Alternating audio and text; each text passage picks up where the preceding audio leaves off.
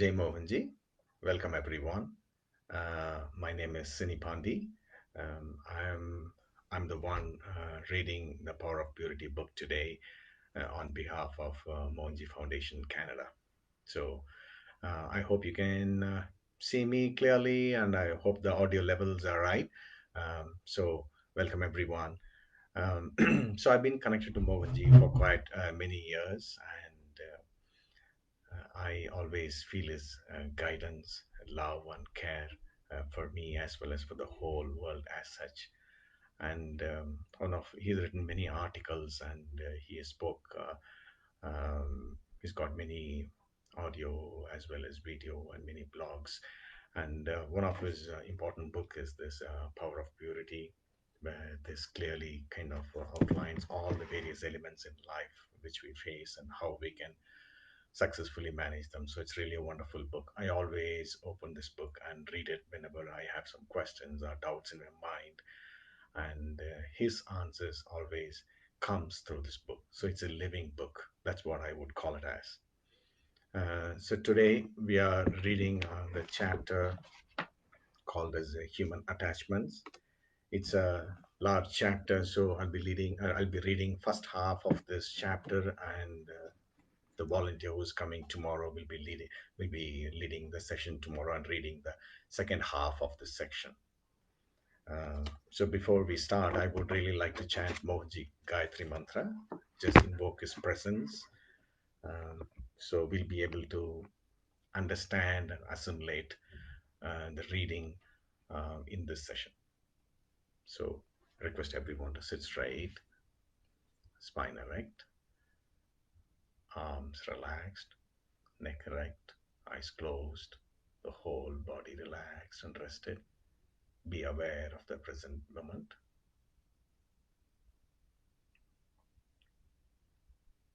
Om Parabrahmane Vitmahe Shivatatvaya Dhimahi Tanno Mogana Prachodayat. Om Parabrahmane Vitmahe Shivatatvaya Dhimahi Tanno Mogana Prachodayat. Om Parabrahmane Vidmahe Shivatatvaya Dhimahi Tanno Mohana Prachodayat. Jai Mohanji. So I'll start reading from the chapter Human Attachment. And the first subsection it's called as role play. So as you know, this section has got some satsang talks from Mohanji, and also there are various questions and answers. So our intention today is let this reading guide us during this challenging times and brings us more clarity, helps us to be more aware and face all situations in a very balanced manner. So that's our intention today. Subsection is called as role play. The world is a stage is attributed to the wisdom of Shakespeare. We are all actors. Actors keep coming and going. The show goes on. When an actor plays a role that has been given to him or her in a detached way, he or she will not be affected. When actors get too involved and cannot detach from the role that they play and believe that the role is more real than themselves, they suffer the agony of existence and essentially become confused. The same actor comes back in different roles constantly. Sometimes the actor pretends to be the role that he has played and tries to live it as if he and the character were one. Eventually, he has to remove his makeup and see his true face in the mirror. He may not be able to accept his real face from the pretentious one. Some cannot accept realities without the support of makeup. They can never come out of their pretensions. They suffer a lot because of their resistance to reality. They take up their makeup home with the belief that without its support, their life is incomplete. The show goes on. The director has the complete view of the show. He knows the story. He stays in the background. Sometimes he guides some actors who are surrounded to his will. Otherwise, he never imposes himself once the show is on. No one even feels his existence as only actors are on the stage. The one who made the show always stays in the background, watching and witnessing the show. Beautiful. Actors also change according to times. Old faces perish, new faces appear. There is no eternal tragedy. All appearances and disappearances are part of the show. There is nothing permanent. Every situation is temporary. Every emotion is temporary. Those who hoard emotions and keep them suffer. Those who let the emotions go stay light. All sufferings are temporary. When the role play changes, a man could always, a man could also become a woman or a dog.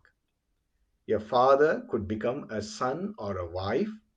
A beggar could play the role of a king in the next scene. All scenes are temporary. When we give lots of importance to each scene and start comparing, we fall into the trap of delusion. We suffer due to the impermanence and uncertainty. Accepting the scenes as they are is important to truly enjoy the show. There are critics of the show. They never created the show. They are also actors who are playing the role of critics. All should be considered as actors, and all roles are important. If all roles are not played, or if some actors are missing, the show will become incomplete. This can never happen. Some actors feel more important than the director. This is their ego. The backdrop, curtains, all the objects on the stage add to the flavor of the scene. They provide the inevitable fragrance and reality. They are also important as the actors themselves, and as important as the makeup the actors wear, and as the stage itself where the show is being performed. Every object has its importance. Every object is equal to any actor. All have come out of the imagination of the director. Only the director knows the whole play through past, present, and future. The director uses time to set his play and to create relativity between scenes and relationship between characters. He remains beyond time in creation, running the show as well as its conclusion. He stays immune to time. He only uses time and relativity for his expressions. Relationships are his power of expression, which knits scenes and actors together. Actors are not as important as the show. The show is watched and enjoyed by the director without interfering. While the show is on, he is objective. He has no favorites. He never discriminates. The actors who have understood the mind of the director play their role very well. Others only imitate others or perhaps express their limited understanding. Whether an actor performs well or not, the show goes on. This is absolutely beautiful. So we are all just actors going through the motions, going through the scene of acting. So the next subsection, it is called as guilt, and it is in a question and answer format. So the question is, if I haven't done anything wrong to someone, but I feel guilty thinking that what I did was wrong, will this get inside my subconscious mind? And even though I might have done the right thing, because I am feeling guilty, will I be punished because the feeling of guilt is there in my subconscious mind? The answer from Mohanji: fear and guilt always go deep into the subconscious. All negative emotions do. This is the nature of negative emotions. Positive feelings never dig too deep. Negative ones certainly will. A good rose plant needs nurturing. A parasite weed needs no nurturing. This is how positive and negative feelings work on your subconscious. The only remedy is the removal of ignorance and the understanding of who you really are. Once you know that you are all powerful soul, your guilt and anger will go and you will reach God.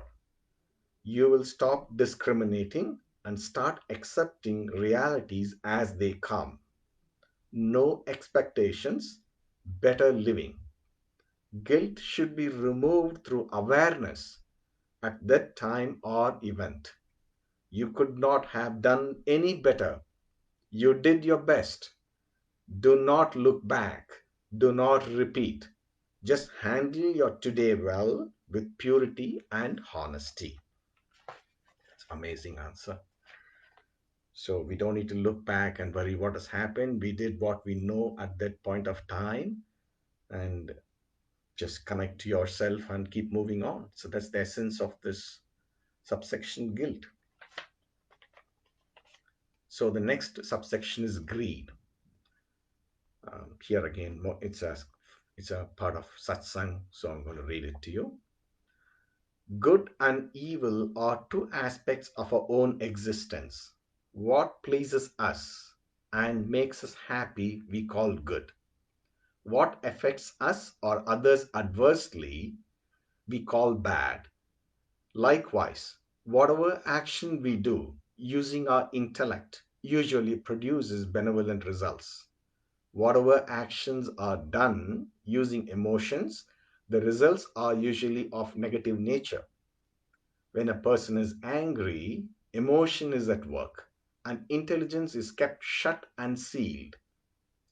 Good and bad are two options that every human possesses. It is at each one's discretion on how to function in this world. When a person is guided by the soul or is one with the soul, he will stay beyond dualities and life will be good on the evolutionary path.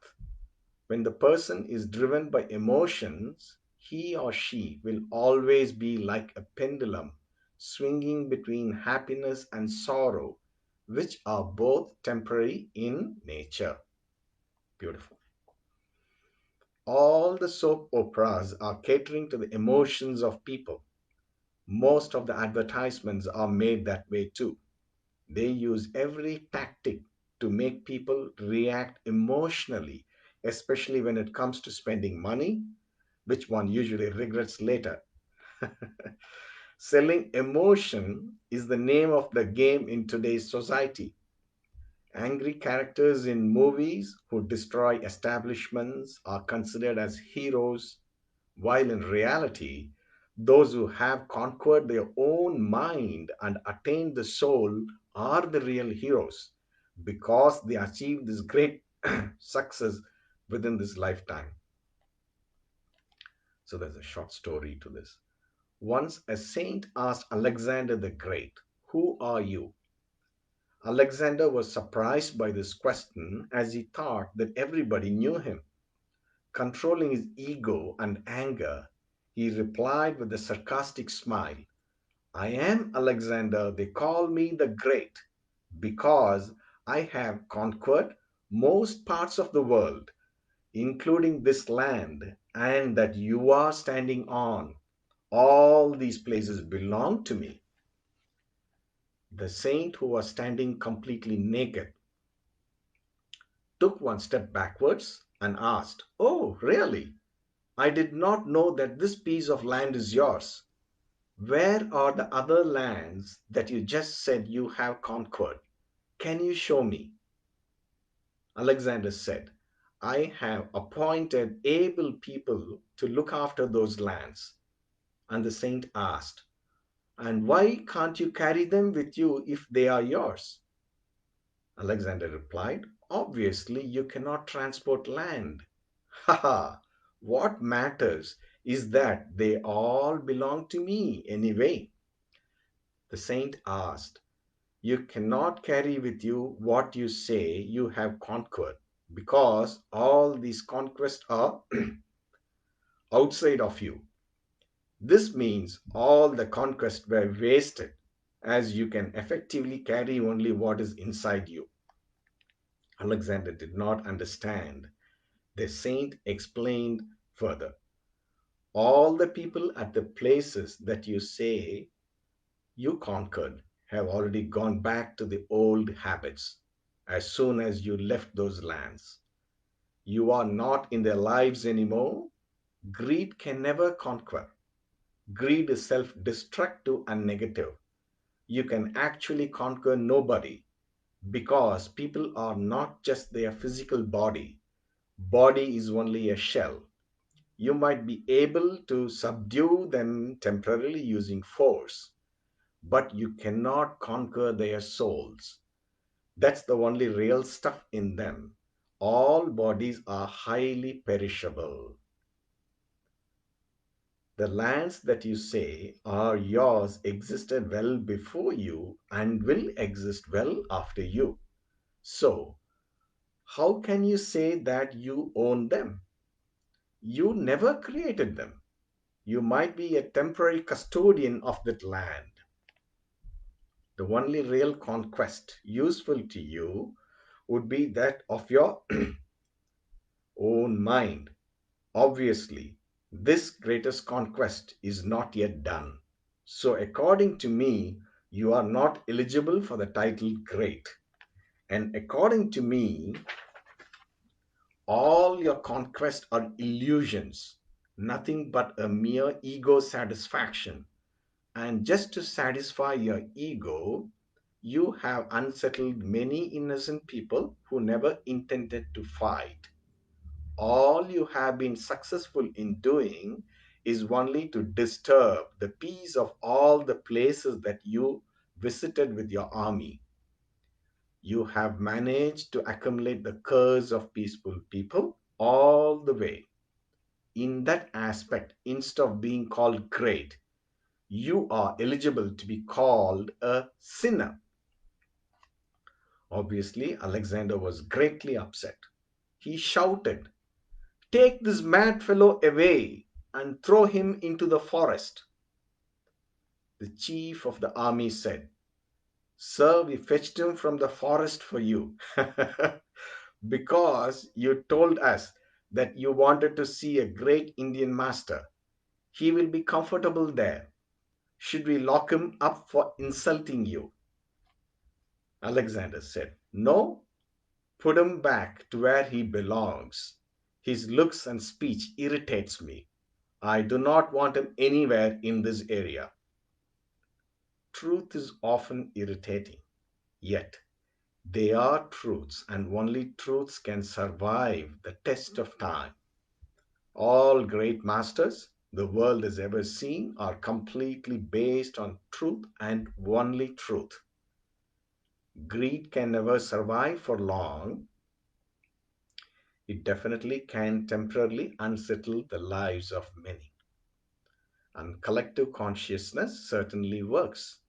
All agonies and ecstasies over generations have created and uncreated events.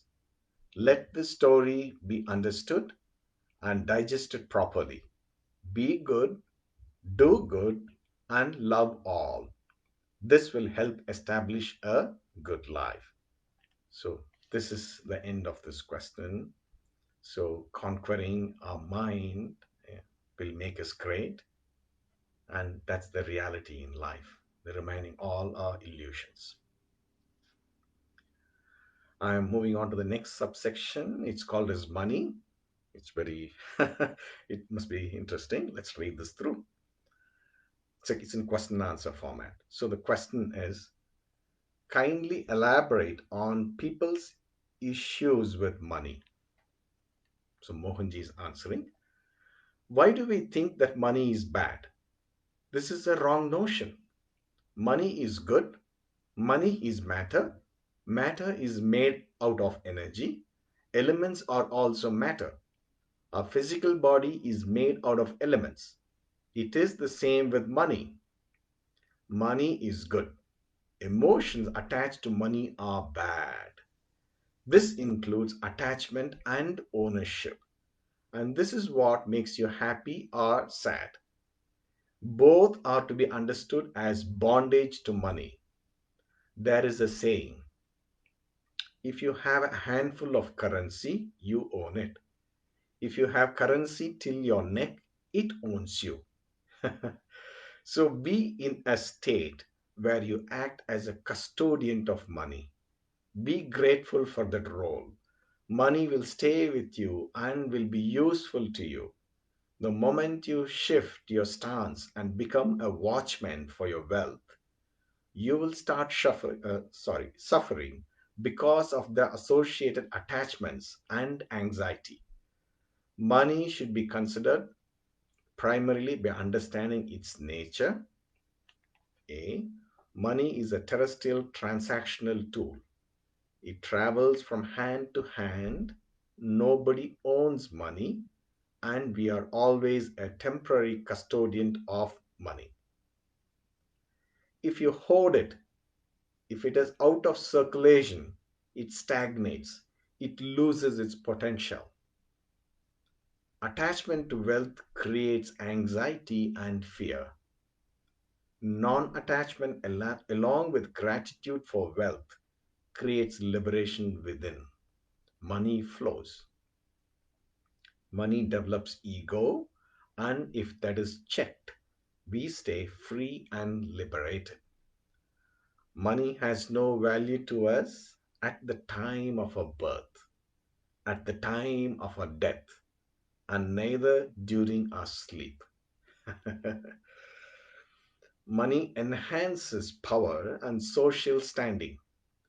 If ego, attachment, and greed also grow accordingly, we will have a spiritually poor existence. If humility, compassion, and grace grow with the monetary richness, we gain a lot in life. Wise men handle money with detachment and gratitude. Ordinary people handle money with ego and pride. They remain extremely poor inside while rich outside. They trade love for money. In other words, they fall into isolation and lack of love from the world because of their fear and anxiety of losing their wealth. The wise men gracefully handle their money and use it for the well being of themselves, their family, and society. They will then earn love and grace from the world too.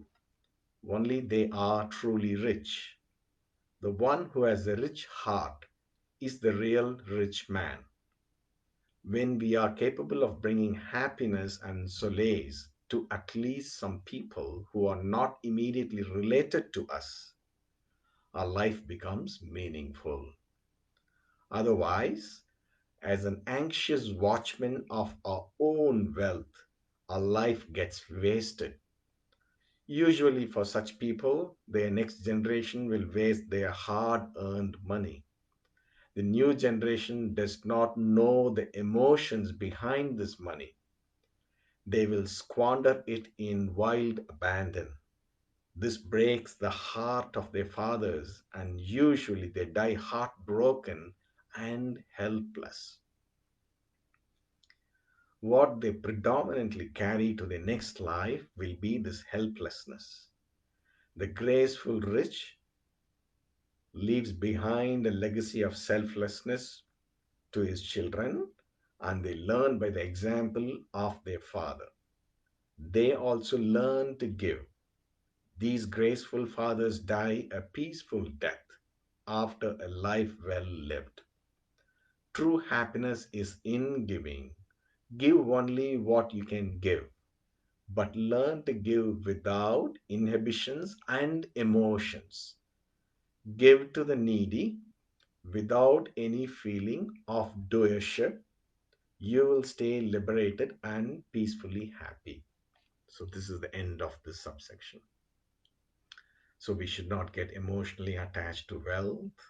We are just caretakers, and as long as we are wise and use the money, keep it flowing, don't stagnate, I think that will bring us liberation. I'm moving on to the next subsection. It is called as image.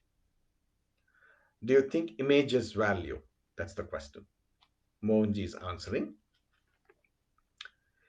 Image has value for the seeker, not the sought. For the seeker, image is a means or a door to enter the realms beyond the image. For the guru, if he is image oriented, it might represent subtle ego. Some masters have deliberately distributed their pictures with the purpose of bringing the attention of seekers to one point, that of absolute attention. This cannot be considered as ego. This is only an effort from the master to bring the attention of sundry seekers in order to enable them to transfer knowledge or energy. This is also an effort to contain the wandering attention of the followers and to bring forth single pointed concentration in them. Image is a good tool to focus on and go beyond. The danger would be to get stuck with the image. An image is a reminder as well a reassurance of the presence of the Master or God. The visible signifies the invisible. All images are temporary. Not many are able to understand the energy realms. For them, an image would be helpful. Image attains value through constant attention and energization. It becomes alive and a guiding force. The value of an image will depend on the attitude of the seeker. The smaller the ego, the higher the value, because the attitude of self surrender would be strong. Self surrender is towards the higher entity, of which image is only a representation. Beautiful. Same subsection. Another question. I read that you do not care about maintaining an image. Why? Mohanji is answering. Images are highly perishable. People are too eager to create frames and put one inside. People would like to look at two dimensions and ignore the third dimension of an individual, which is more real. People like finite objects, while true personalities are infinite. Even our own life is infinite. Soul is infinite. Every moment we are changing. Every cell is changing within a period of time. Body changes, mind changes, emotion changes, situations change, and beings die and take new births. Change is the truth of terrestrial existence. Amidst all these changes, what image could we keep? What for? Why don't we just let the changes take place and be an impartial witness of all those changes happening within us and outside of us? No complaints, no judgments. Secondly, Sometimes images are created out of insecurities. Some people are afraid to change their image because others might get disillusioned with them. Some are afraid of any changes. A life of conformity is very easy. A life of non conformity and fearlessness is very difficult. People say that one who is born in fire or molded in fire is not affected by the scorching heat of the summer sun. He has no fears. If you look around, images are worshipped so much in a conditioned way that often people cannot get liberated from it. They get stuck inside the cages of their own mind. They deny everything else due to mental conditioning. Their soul attains that image that has created a deep impression in their own subconscious. Or sometimes they stagnate and gets disillusioned. My aim is to not or bind people or blind people. Instead, my effort is to liberate them. If I can, I am glad. If my existence helped a few people to get liberated, I am just doing my duty. Not conforming to any image is my way of staying liberated. It becomes difficult for people to put me in any frames, so they will also stay liberated and unbound. People who are heavily conditioned will go away. This is fine. It's not yet time for them to break their boundaries. Those who can see will stay. I also do not believe in becoming a statue in a garden. It amuses me indefinitely to see great men standing in a garden or public place in all their glory as toilets for birds. I'm sure birds love such grand toilets. Many people have walked on earth, generations have tread on this soil that you tread on today.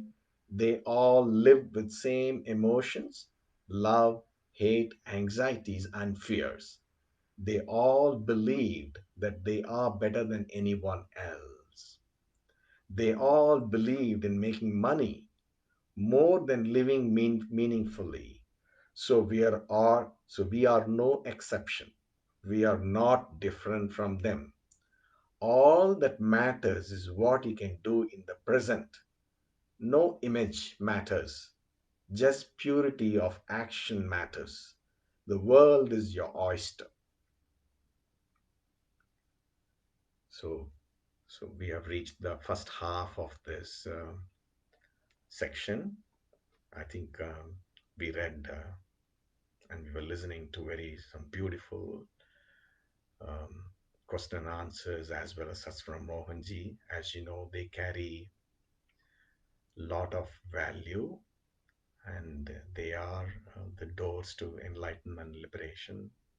So I request everyone to stay with this reading, reflect on it, and let's use these messages from Mohanji as a mean, as a guide for our transformation. So that is our intention today. So thank you for attending today, and we will see you again tomorrow. Jai Mohanji.